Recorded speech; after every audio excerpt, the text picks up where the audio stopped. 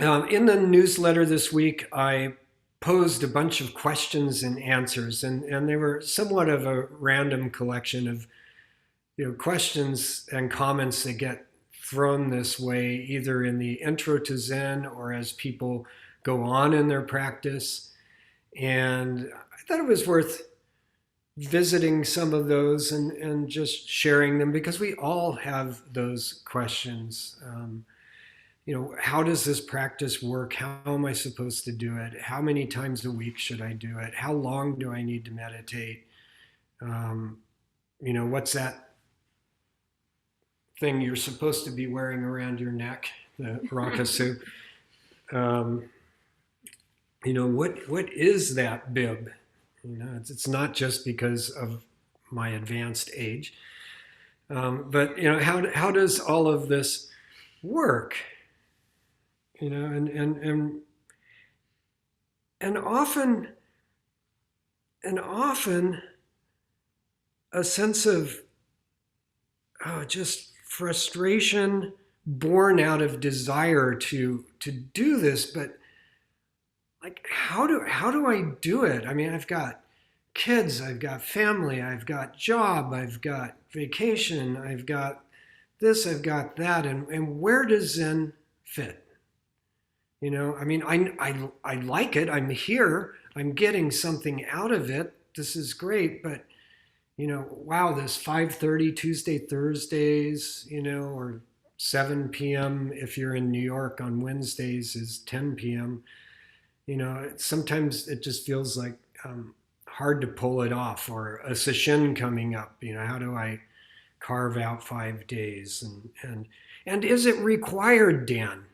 Is it required, Shiro? I remember in the early days of our own Zen practice in this household, in the context of Santa Monica Zen Center, where, Yoshin was somewhat the taskmaster, especially for an urban center. We did 5 a.m., not 5:30 then, and ran a full schedule all year long. It's like the question came up in this house, is everybody supposed to become a priest? Like, is this practice just about like, okay, go, learn, study, practice more, get the rakusu, take the vows, become a priest, run, coordinate a zazenkai, coordinate a sesshin, go, and why so serious? How about my real life? And even though I was grabbed by this practice pretty quickly, pretty much on day one, and from that moment on had a desire to share and teach at whatever level I could. Even from that place, there were definitely moments where I exited or ran away or was like too much, At the beginning of my time at Santa Monica Zen Center, it was so lovely because, you're anonymous, right? You walk in and you're a name, but nobody knows who you are, and isn't that kind of wonderful? You go on vacation and nobody really knows who you are. They don't know your history. They don't know your titles. They don't know your beliefs or where you came from or what your family was like. And so there's this wonderful anonymity in that. And I remember just sneaking in at 5 a.m. or quarter till 5 on Tuesday and Thursday mornings and sitting there and just going, God, I hope they don't call on me. It's just so lovely. I mean, it's just so great. And then I would leave there and go to my job as an ad guy, at Ogilvy and Mather, where I was, for lack of better terms, the boss, or one of them, and go do that thing. And so I was doing this thing and that thing. And that worked for a while, But what happens when you're doing this thing and that thing is eventually this starts fighting with that, and that starts struggling with this. And when you have a this and a that, you find yourself with them in two hands, and like, how do I balance this? And that in a broader sense of life often is expressed as, you know, how do I achieve a balanced life? So, even people that have no faith-based practice or spiritual path, they will often talk about that, like, how do I balance my career with my family? And it's always this sense of this and that. How do I balance this with that? How do I take this and put it into that? How do I take that and put it into this? Like, how do these pieces fit? How does a square peg fit into a round hole is what it sometimes feels like. And Joshu put a lot of pressure on us, to show up. To show up. And sometimes I feel like a little bit of a softy by comparison, but we have, of course, we have been in a pandemic, and we're spread across geographies. And look, there's 18 people here this morning, and I got no complaints. You've all shown up. So something's working there. But he put a lot of pressure, especially as you started heading to the Lotus, which was the training group to become a priest. And then if you took priest vows, or even our Jikai, to take Jikai, to get your first Rakusu and take the vows, was a year-long class of Saturdays. A year of Saturdays and a book. And it was kind of this relentless thing. So that, of course, really brought up the how do I do this and how do I do that? But it doesn't really take that kind of pressure, does it? It doesn't take that kind of pressure at all, because Brenda in Colorado, or any of our Texans, you're 2 hours ahead, and so it's already noon on Sunday. Noon something on Sunday. And when it's noon something on Sunday and you have significant others or partners or children, there's stuff to do, Or Galen, as committed as he is, by being part of this Sangha, as he has been for over a year, he's doubling up, because he's also there when Tenshin Roshi does his talk at 11:30 every Sunday. And, when he can, getting up to the mountain and helping out, keep that place running.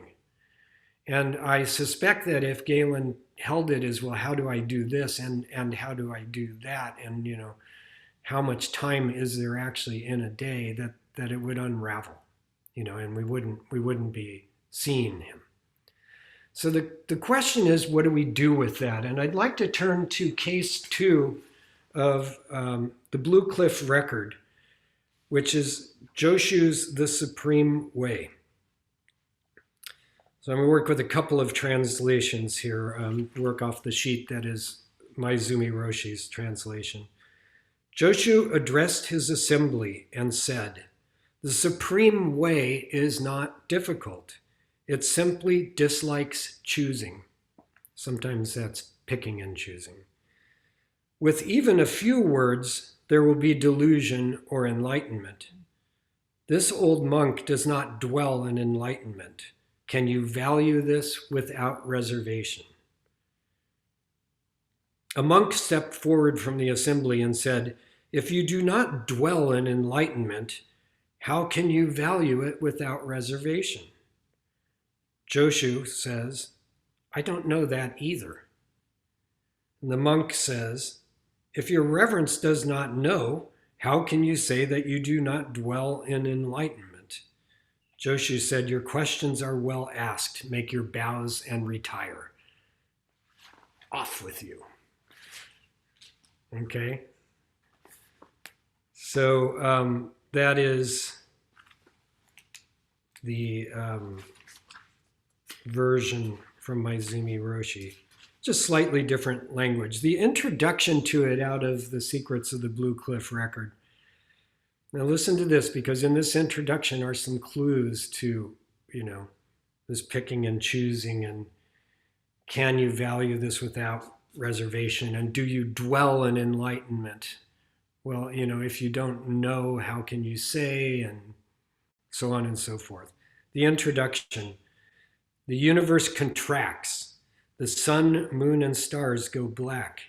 Even if blows of the cane shower like rain and shouts thunder, this still does not measure up to the business of the transcendent methodology of Zen. Even the Buddhas of past, present, and future can only know for themselves. Even the Zen masters through the ages have been unable to bring it up entirely. The entire Buddhist canon cannot explain it thoroughly. Even Zenists with clear eyes cannot save themselves completely. When you get to this point, how do you ask for instruction? Even to speak the word Buddha is dragging in the mud, soaking wet. Even to say the word Zen is a total embarrassment. More developed people who have studied for a long time do not need to wait for it to be said. As for younger students who are just beginning, they should investigate thoroughly. So the supreme way, this path we're on, is not difficult. It simply dislikes choosing. In another translation, it says it simply dislikes discrimination. So can anybody show me not the path?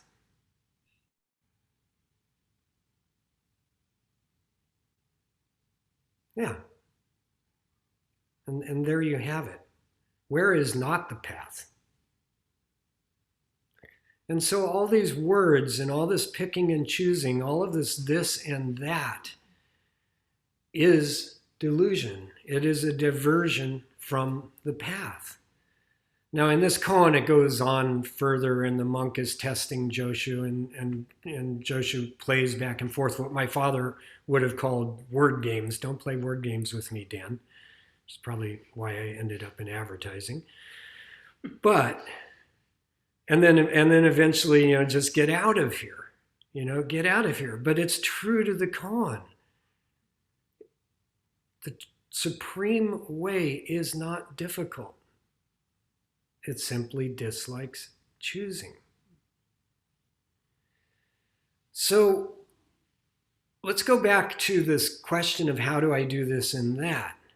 Because it's really helpful, I find, to put these koans into my life right now, to bring them forward.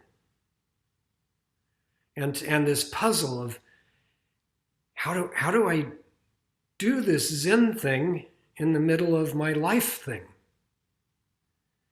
Okay, remember the translation discrimination or picking and choosing?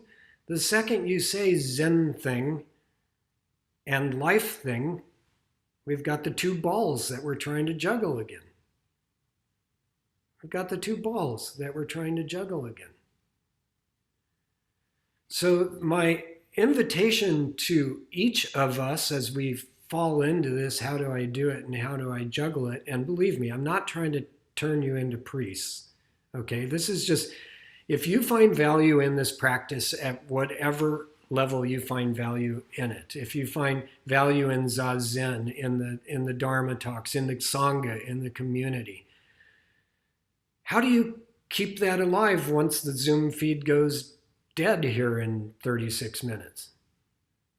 Right? Because if it only happens right here for this period of time, and then again on Tuesday morning, and then again on Wednesday night, and then again on Tuesday morning, well, then I've got a supreme case of not the way. I've got a supreme case of this and that.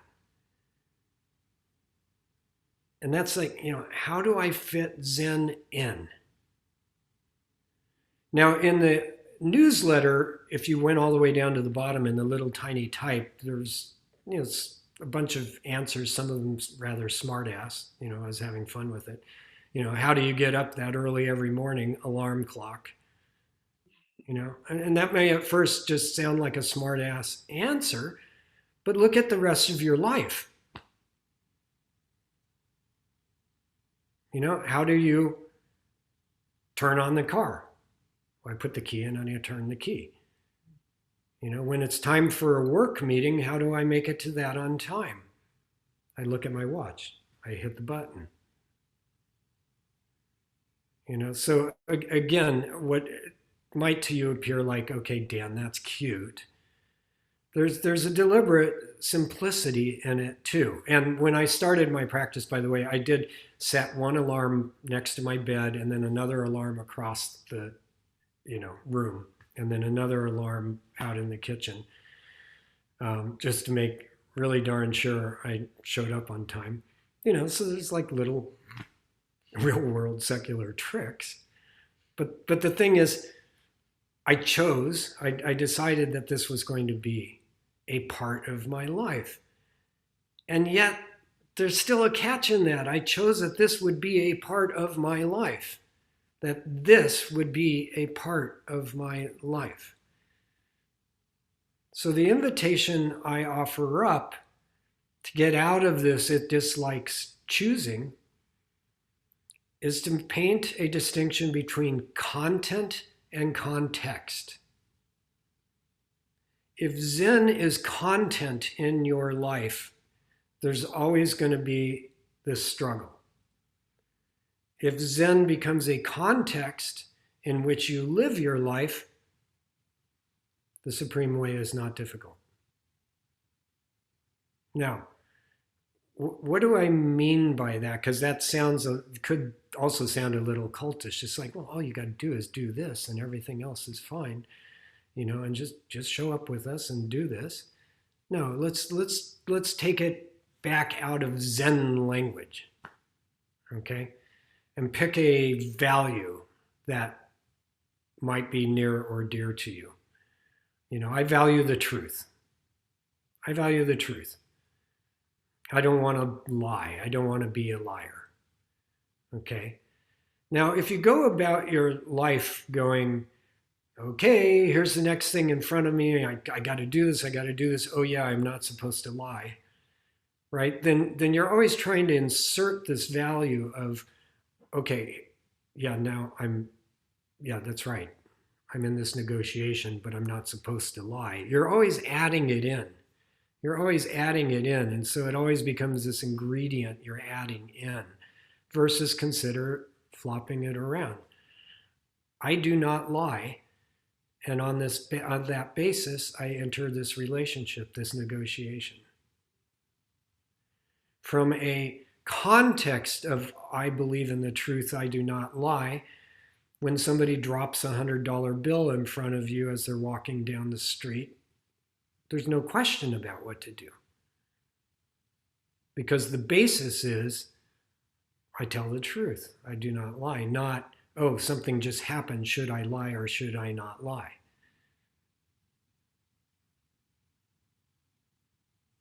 Okay, same with the precepts, by the way, if we take it back into the Zen world. I vow, let's pick one, not to be stingy, especially with the Dharma, right? I vow to be generous and giving, especially with these teachings that I have found some value in. If that just is who you are and the way you choose to live, then again, generosity happens and the teachings just spread naturally. Versus, okay, here's what I've got in front of me today. How do I not be stingy? Now, it may seem like a subtle nuance, but it actually is a transformative approach to hold your practice at whatever level it works for you as the context for life, because then all of a sudden there's no choosing to do Zen or not to do Zen. It just is who you are as you do everything. then the supreme way is supremely easy because there is no other way. This is the way. I seem to be missing a notebook. Darn. Oh, could you grab that over there? Thanks, Shirley. Sure. There's an element to this of practice, because does this come, naturally all the time? And I ran into this quote from Tenshin Roshi that I just thought was beautiful. Now listen to this. This was from last year in April, about a year ago. Zazen is not achieving realization. Zazen is the practice of realization. Until it becomes mundane. It's practice of realization until it becomes mundane. And then realization is present in everything you do. It's inescapable. I think that's just a beautiful piece of writing and beautiful guidance from our Roshi. Zazen is not about achieving realization. Zazen is the practice of realization until it becomes mundane. And then realization is present in everything you do. It's inescapable. And then he, in parentheses, said, in a good way. In a good way. So, we practice and practice, and it just becomes who we are. It becomes the way of our lives. And in that sense, it is mundane, because all of a sudden there's nothing special about it. It's not like, ooh, I'm firing up Zoom to be Zen. It just becomes who we are. And this word realization is another word for, enlightenment or awakening, Buddha, the awakened one. And what he's pointing to here also is that we are all awake. That is our birthright. We just need to see it. We just need to realize it. And that takes some scrubbing and scraping and, sitting and diligence, which is why we have the schedule we have, because it helps. It helps to practice. It helps to practice with each other. It's an odd thing in this year of Zoom. The sitting with everybody is different than just sitting on my own. In the purest sense, I don't need an audience on Zoom to deliver a Dharma talk. I should be perfectly fine just delivering it into the void with the screen off. Might be a little narcissistic, but it's a lot better and a lot more fun, to do it with the Sangha. And the evidence presents itself. I can see generally what's working and what's not working. And our practice works like that too. If you hold this practice as context for your life, you start seeing evidence of whether it's serving you and others around you. And if it's not, then, maybe this is not it for you, and find another thing. But with very little force, with very little picking and choosing, with very little discrimination, if you take on this practice as the context for your life, you start seeing results. And Chalet and I have talked about this a lot. Now, Chalet has, a business serving healthy food, preparing and delivering healthy food to people. When she first started practicing with Prajna Heart Zen Center, that business was not in existence. That's correct. Now, I'm not taking credit for the business to any degree. And if I did, I'd have to take the blame for how much time and effort it's taking her and how little it is paying off financially so far. So that's all up to her. But I do know that the business was formed in the context of her practice. Yes, that's correct. Because we've talked about this many times over. And Shalay, you've told me on numerous occasions about like how the world just appears differently. Yeah. Right? It does.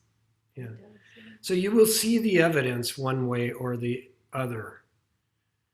And it's not about what clever words you use. So to return to the koan, some of this other somewhat mysterious language going on,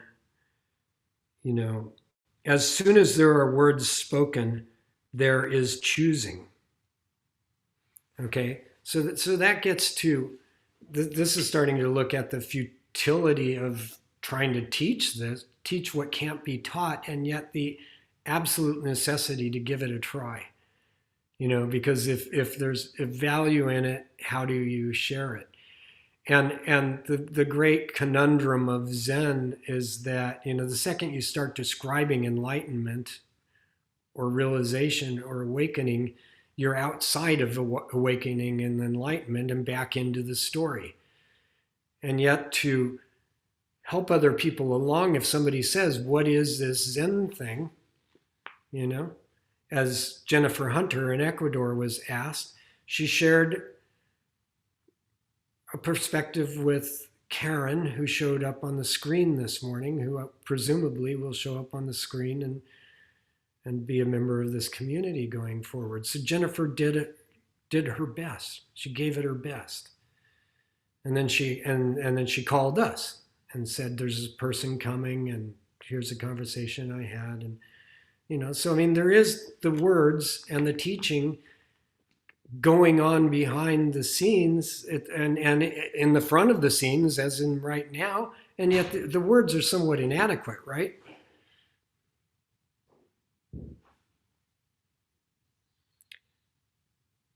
And so Joshu says, this is clarity. I do not remain, or this old monk does not dwell in enlightenment. And so this is the other side of it. If you just dwell in that enlightened state and use no words at all,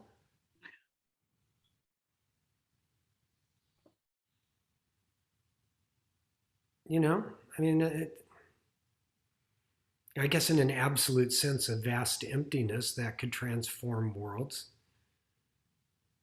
But, instead we gather every Sunday and try to pick the right words, to try to open up the need for no words. And then each of us share, or Tennessee running book club on Tuesday nights, trying to create the space to get the best out of Paul and Sharma and Galen and Brenda. That's Tennessee walking the way in the easiest of fashions. And yet it becomes so easy to make it difficult because the mind gets in there again. I see a couple of smiles. I won't name names. But anyway, it gets difficult because even after we're just like in the moment and sharing, and oh my God, it's all love and these people are amazing. And you turn off the Zoom and then it's all of a sudden it's like, was that real? Was that real?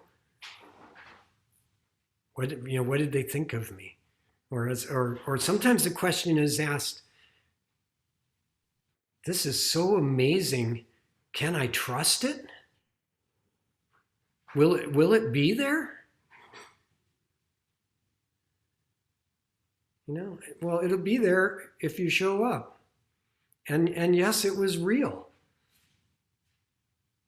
And yes, this is real. And this moment's real. Hi, Lori. She's on break.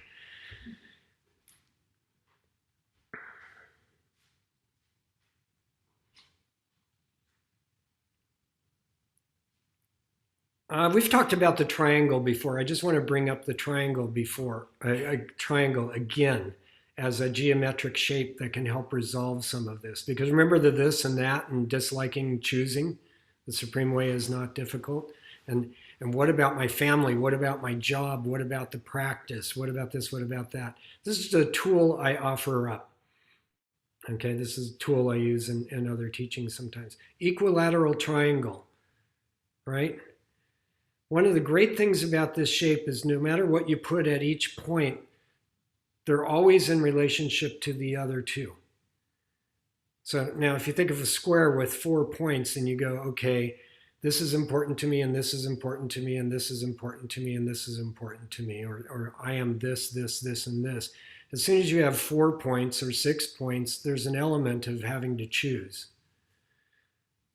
It's just a model for looking at your life or looking at a project or looking at your values. If you put, say, for example, work, family, and Sangha on 3 points of the triangle, sometimes you have to do work, but your Sangha and family are always there flanking that process. And sometimes you've got to be with your family, but it's in the context of work and Sangha. Or sometimes we show up here on a Sunday with that point. And if you hold it in this way as context, then the time with each other here right now is serving your family and serving your career. And you don't need to put me anywhere because me is the space in the middle. The true self, the me, is what naturally arises when everything else is in harmony.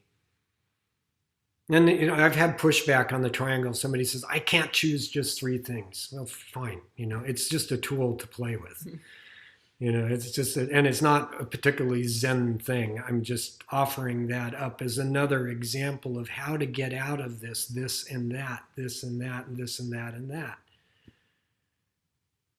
If you start holding these in the context of your life, then being a priest, as Galen is a priest, is not something that he's doing on top of everything else. It's who he is as his life occurs.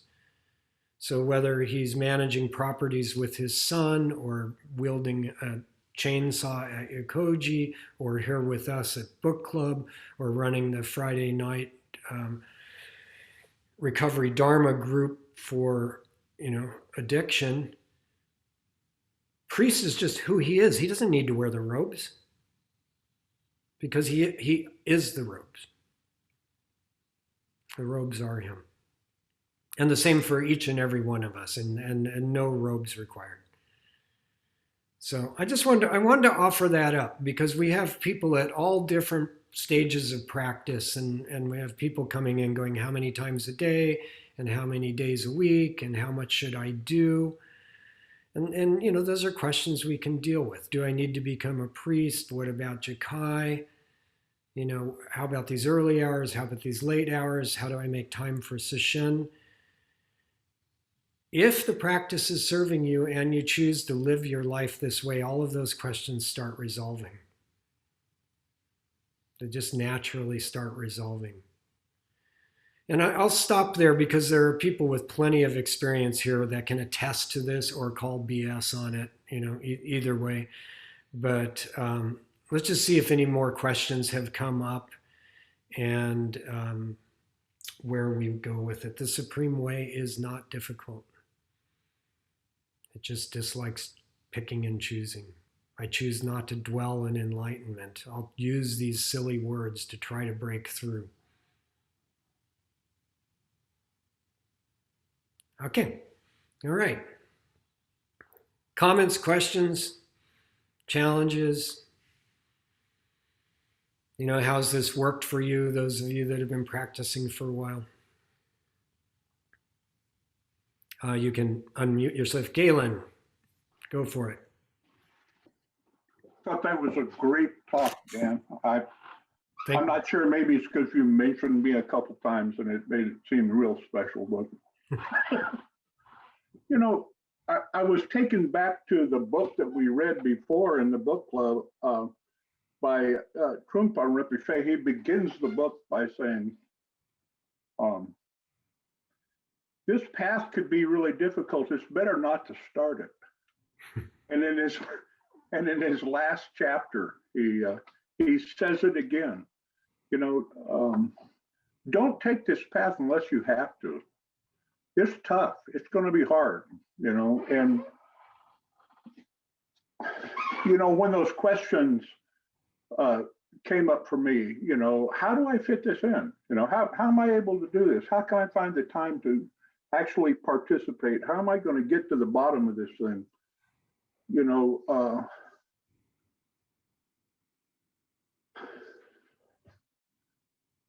That's when it was hard, to, I'm reminded of that quote from Jalaluddin Rumi, that field out beyond good and bad. I'll meet you there. At some point in time, this, whether we like it or not, this is getting to the real essence of what my life is about. And this practice has been, because of the context of this practice, it feels like the best way for me. I'm being confronted on Friday night with this notion of do I lie or not? Because there's a number of people that are looking for a lot less. They're looking for less than the whole enchilada. They're looking for gold stars. I sat 30 days. I'm sober for 6 months. I'm this, I'm that. I'm doing better. This works for me. This is working. And so they're using the practice as a tool to somehow achieve a goal. And sometimes it feels like giving somebody a computer as a gift and then go into their house and find out they're using it as a doorstop because they don't really grasp the function of a computer.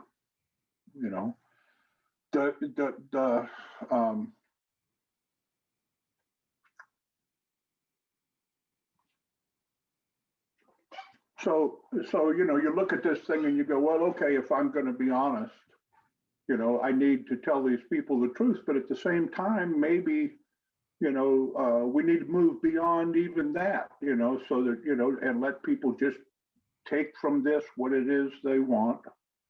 Yeah. And let them go, and at some point, if they come back, then you tell them the truth, because I guess it's part of the whole mindfulness thing. I sit on Sundays with a group in LA, and it's really cool. Now I'm back to doing this other thing. But the way you presented this, I'm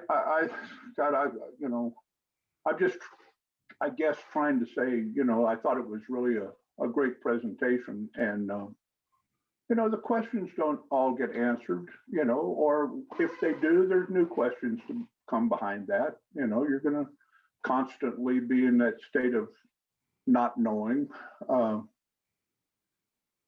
In some ways, it's easier to understand that, your life is a session. The schedule has been written down. Just do the next thing. Just do the next thing. Just do the next thing. And without questioning it, without picking and choosing, without discriminating whether it's worth it or not, So, yeah, very appropriate. Thank you. Thank you, Galen. If I could ask you a question, and you can say no, I don't want to answer that because it's personal. When you said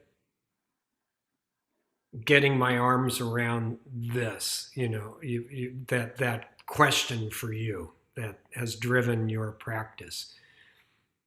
What was that question for you? I don't remember saying anything like that. Okay, so you getting my arms around it. Well, you were essentially asking about the big question that you, yeah.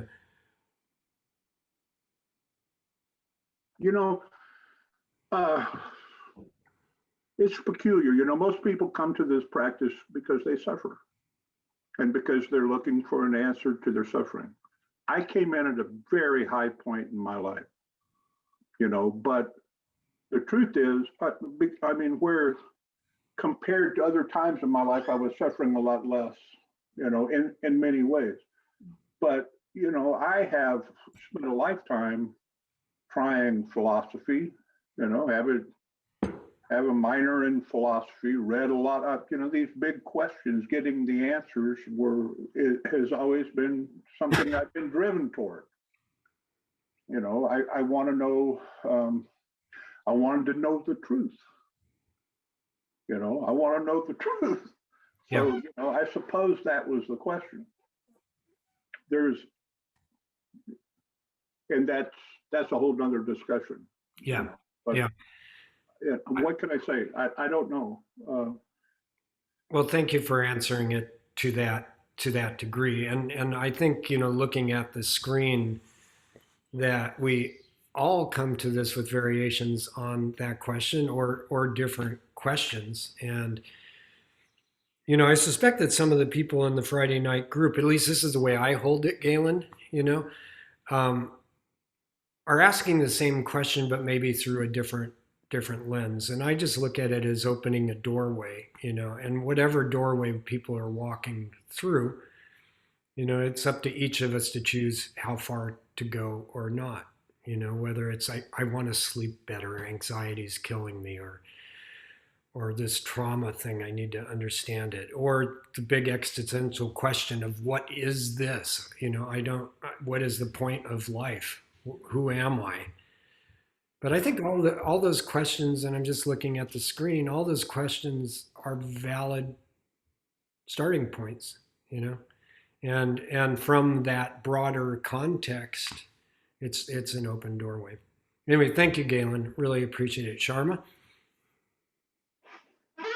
In listening to Galen, I mean, I feel like we're all beginners all the time, and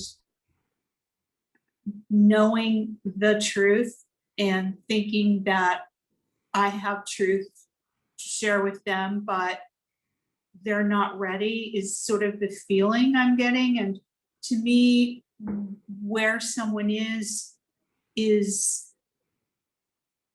where to meet them. There isn't a ultimate truth that I have that's better or more knowledgeable than them. I don't believe in coming to others that way, because I find I learn from whoever, wherever we both are. So it kind of rubs me the wrong way to think about, well, they're not there yet. And to me, there is no there.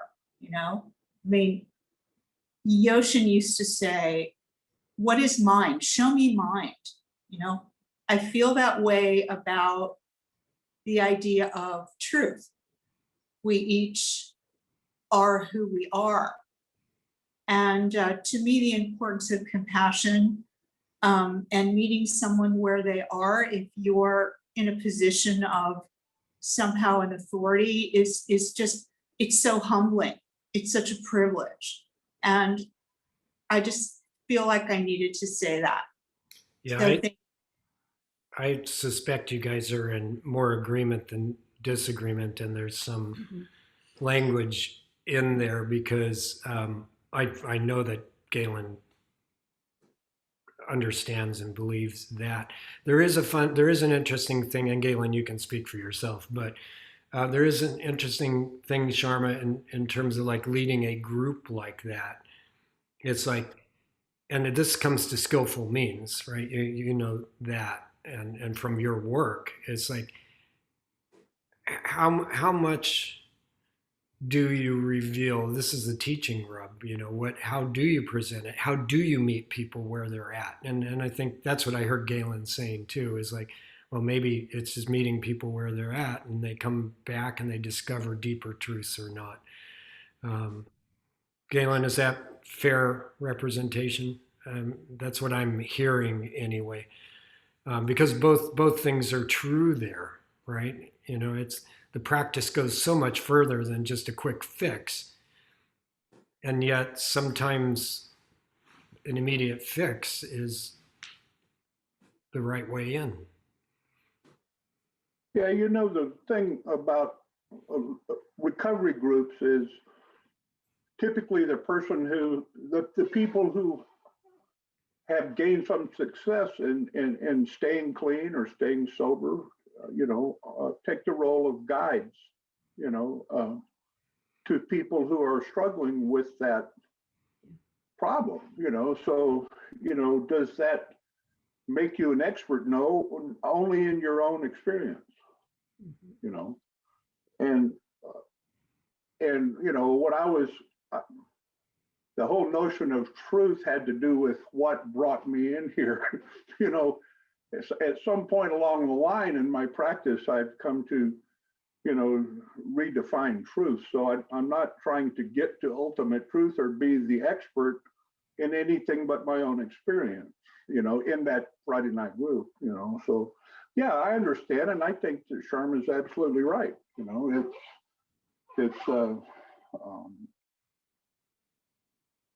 It would be dreadful to have somebody that had all the answers, Yeah. Yeah. You don't have all the answers. The only thing you can do is share your own experience. Thank you, Galen. Thank you, Sharma. It's a really good discussion because we all face this. It's like, how do I answer questions? How do I present this? Right. And this is where, going back to the talk, when you hold the practice as a context, those questions become a little easier. If you hold the practice as content that needs to be conveyed and taught, that's where you get into trouble, because then it's like, well, they don't know this bit of content, right? That's why I so deliberately use those words, and just remember that if it is about content, we run into trouble. If it's about context, then content can play out. Mark, you've got your hand up. Yes, thank you. I like, I came in and was introduced to Zen when I was handed my computer doorstop by actually the Friday night group. And the thing that's really benefited me most from that is people not having those answers, right? Everybody in the Sangha and all the people that I consider teachers have walked beside me on the path and kind of challenge things, right? So, I mean, it's even like with koan study, be like, that's not quite it. Sit with it some more, and they'll engage you in kind of the, helping you along the path. Like, hey, this was my experience, go sit with it and figure out what your experience is, and I really liked it, especially coming in looking for an answer, right? I was at a horrible, horrible low in my life. And I'm like, I need to feel better. I need Buddhism to make me feel better. And, to escape this horrible suffering that's going on and these emotions that I don't want to feel anymore, right? I have like this whole good vibes only kind of feeling that you're looking for. And kind of what was told to me was, well, I've got some good news for you and I've got some bad news for you. Right. So like, yeah, it's going to make you feel better, but all those things you don't want to face, like that's kind of your practice now. So enjoy that. And, slowly over the past, 3 years, I've learned to pick that doorstop up and use it as a computer. And today's talk was so great, right? All these questions that I've had pop up over the last 3 years. And I realize when my Zen practice is what it's supposed to be, those questions just melt away, right? Once I let my practice permeate every bit of my life, those questions go away, right? If I sit some weeks, I sit 2 or 3 periods, other weeks, I don't sit some days, but when that practice is in balance, it doesn't matter, right? Because it's always there. It's just kind of happening in different ways, and that whole, oh my God, how am I going to get up at 5 and sit for an hour? Ugh, like that just goes away, right? When I quit having those expectations and I just let my practice be my practice in every aspect of my life. With your triangle is perfect, right? Like no matter where I'm at, like it's all one thing. And once that happens, yeah, those questions go away. And that's where the true beauty for me lies. So I'm really grateful for this talk and for two of my people walking beside me teaching me how to use that doorstop. So thank you guys. Thank you, Mark. Brenda Lee. Oh, Sandra, did you? Yeah, there we go. Wait, Brenda. I don't know. I have something. Hello. What did I lose? Go ahead, Sandra. Do you have time, Brenda? Two things. Okay. Each person is on their way to ordination. Henry Miller. And then my English teacher in high school. I said, I can't do that. I don't have time.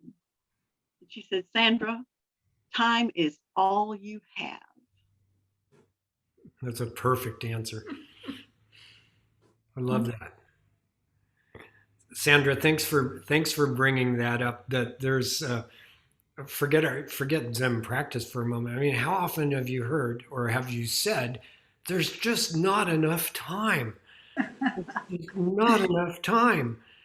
You know, time. There's exactly the time that there is time. I mean, time is. I mean, it just is. Like the sun goes up and it goes down, and it's like you can't manufacture time. You can't take it away. It just keeps marching along, and so it's a matter of, again, context, right? But I love that. Thank you. Thank you so much. And I could get into the magical parts of Zen that actually does seem to create time, but that's maybe a little woo-woo for This is for today. Yeah. That will be. That's what came up while I was listening to all of you. Thank you, and thank you for coming back again. You know, I didn't know whether that was just a Mother's Day wondrous occasion, so it's nice to have you back. Well, I'm with your daughters. just a mother.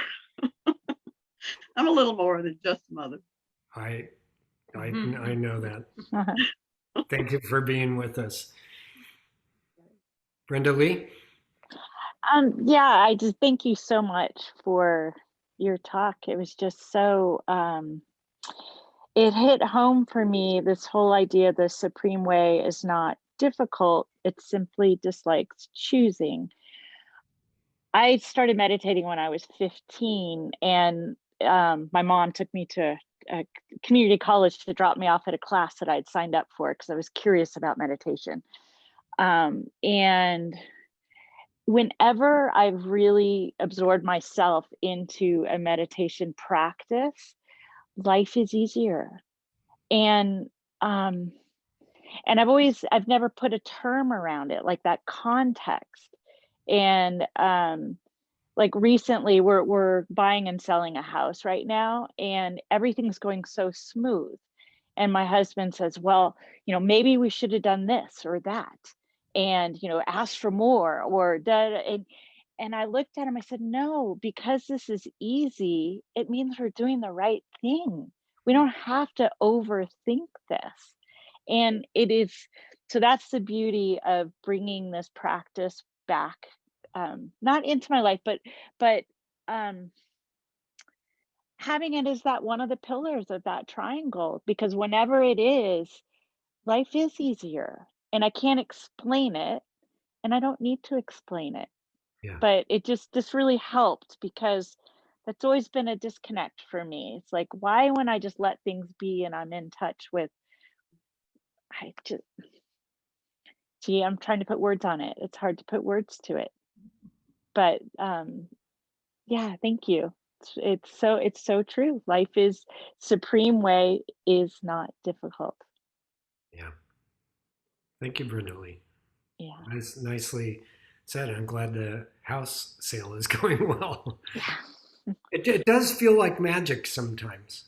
It does feel like magic. And like Chalet with her business, or anything that any of you on the screen are doing, one way to shift from content to context is see your life and what you do in your life. See the content as an expression or a manifestation of your practice.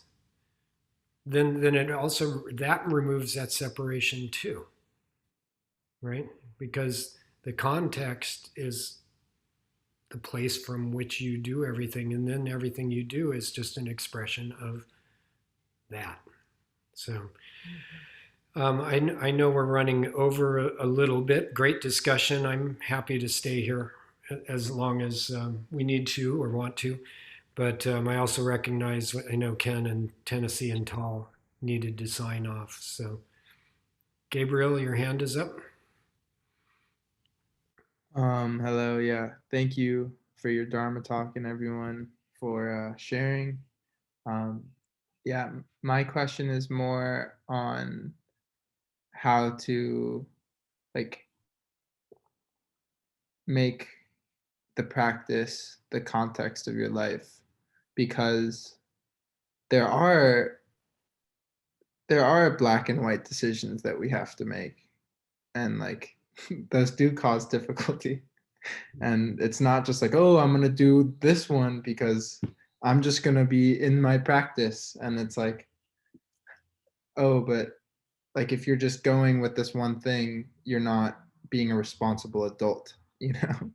So like like what does that look like in that way? But also just how do you, can you expand further on making the practice the context? Thank you. Yeah. I'm not sure it's going to be a satisfying answer because you just make the practice the context. If you are sitting and choosing to be awake and aware and let that permeate everything, then the practice is becoming the context. It's really just a matter, Gabriel, of just shifting from, okay, how do I make time for that, and how do I do that thing, just to more, this is who I want to be, and I'm going to practice it in everything I do. Okay, so then whether you make zazen or not, the practice in everything you do just made it the context. Okay, and that's where things like the precepts and the vows help, because they give you some guardrails for what does that mean, you know.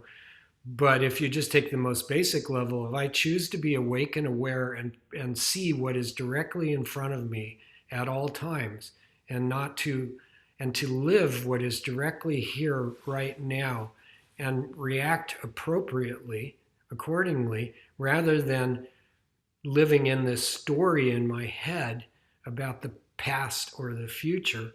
That choice right there is making the practice your context for everything you do. Just that. I am going to, when somebody is in front of me, when something is in front of me, I'm going to see it with maximum clarity that I can, and be fully awake and aware and get out of the story in my head and respond accordingly. That's the practice. That's practice as context. Okay? And then as that starts working, then it's like, oh, I'm going to sit more. Okay, go Jeff. I think Jeff has a better answer for you. Well, I don't. I thought your answer was great. I wanted to say something else that's been sort of sticking in my craw. I have a semantical beef.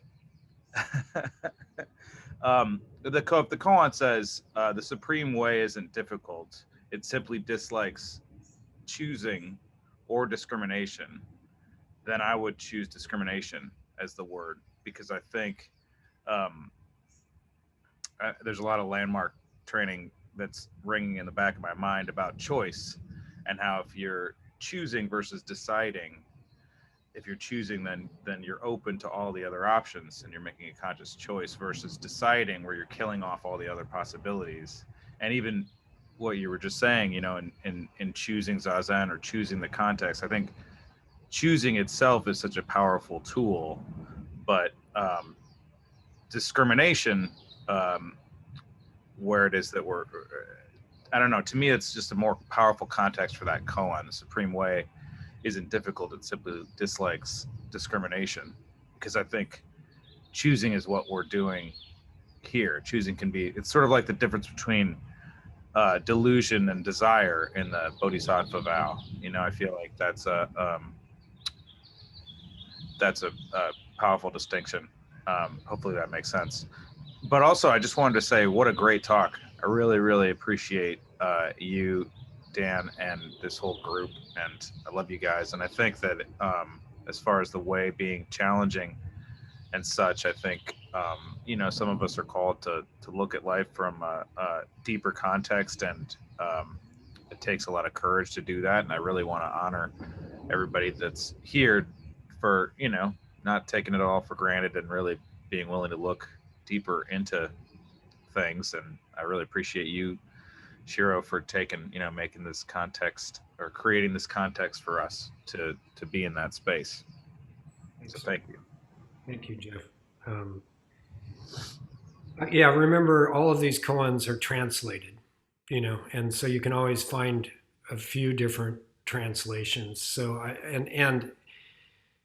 and yes, I mean, I'm inviting you to choose the practice as a context rather than content. So choice is a powerful thing.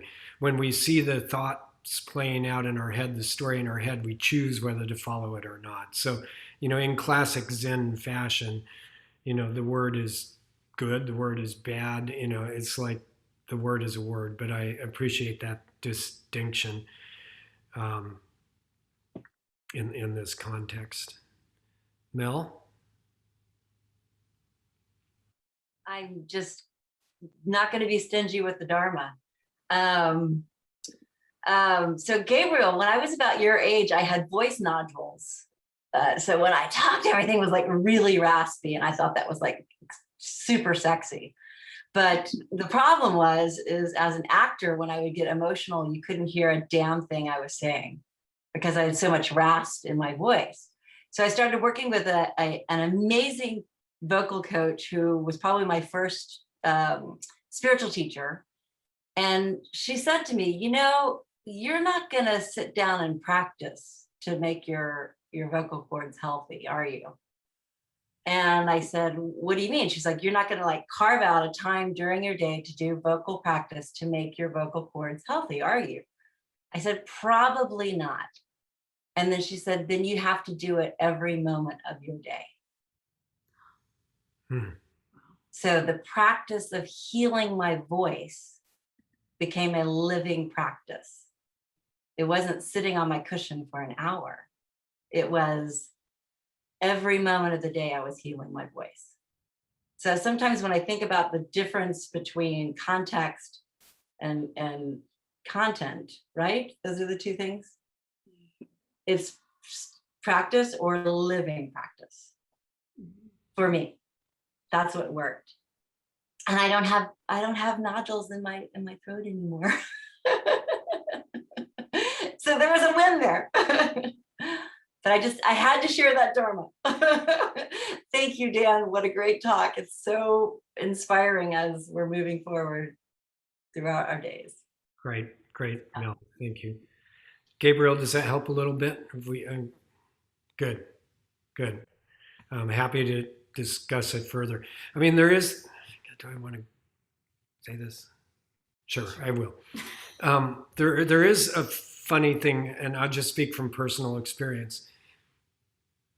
When you choose to engage with this practice at whatever level is appropriate for you, and you say, this is who I am, things do start moving around to accommodate it, and in the oddest way. And, you know, I mean, I was in a high pressure job with hundreds of people reporting to me, but I also reported to plenty of people above me, and huge money pressures, you know, as I began this practice. And as I went deeper and further, this brutal corporate world bent around this one little choice I made, so that, you know, I mean, I would shave my head and go do sesshin, and then the practice, you know, my teachers and the practice also allowed, with a certain degree of commitment, for me to step out and do a phone call or a meeting, you know, within the context of sesshin even. You know, of course, I'd show up with my head shaved and they go, do you have cancer? You know, you know.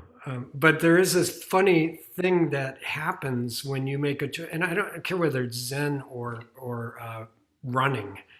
You know, when you choose that something is going to be foundational for your life, then all of a sudden there's time to run. You know, and that may sound a little woo-woo and magical, but it's just the way the world honors commitment. If you're a musician, the world will honor that commitment to your music. You know, if you're a teacher, the world will honor that commitment. Charma? I just wanted to say that for me, it shows up every moment that I choose to be present, like really present, because when I get lost and I come back, that is what the practice is essentially for me, is to be completely present. And it's easy to get lost. And once I start getting present more and more and more, I get lost less. And it's very foundational to my life. I just wanted to share that as a very non-woo-woo thing in my viewpoint about Zen, is that it is so practical. Thanks. Thanks, Charma. All right. Shall we ring the bell and continue on with the context of our lives? All right. Thank you for the context of this Sunday. You're welcome. We're going to finish with the 4 vows. We run through them a few times and then we're out of here. Just one time. No, Bong Gats